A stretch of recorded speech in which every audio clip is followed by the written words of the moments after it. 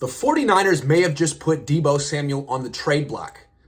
Matt Mayoko reported yesterday that the 49ers aren't openly shopping Deebo Samuel, but they would consider any legitimate trade offer. They would. Matt Mayoko had more to say. He said that Deebo Samuel cannot command the same salaries as the wide receivers on the top of the market, Diggs, Adams, because he hasn't been, explosive and at the top of his game for more than 1 year, the top of the league. So he says, Mayoko, that the value for Deebo Samuel is between 20 and 22 million, and that's it.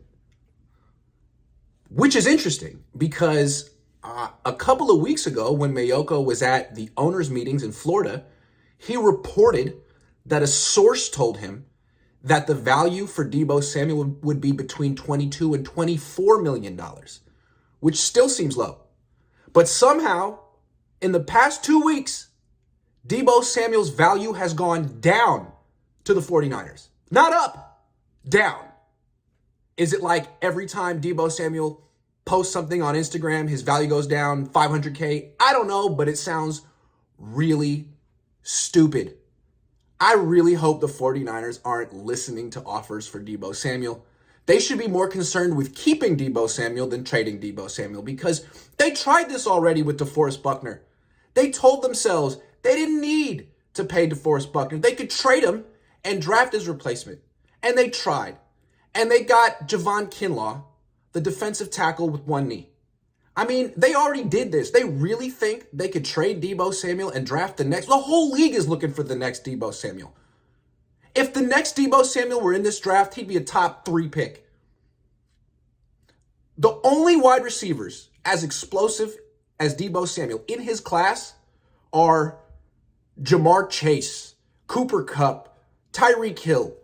Those are like the 4 best, most explosive playmakers in the league. And if you have one of them, you might be a Super Bowl contender.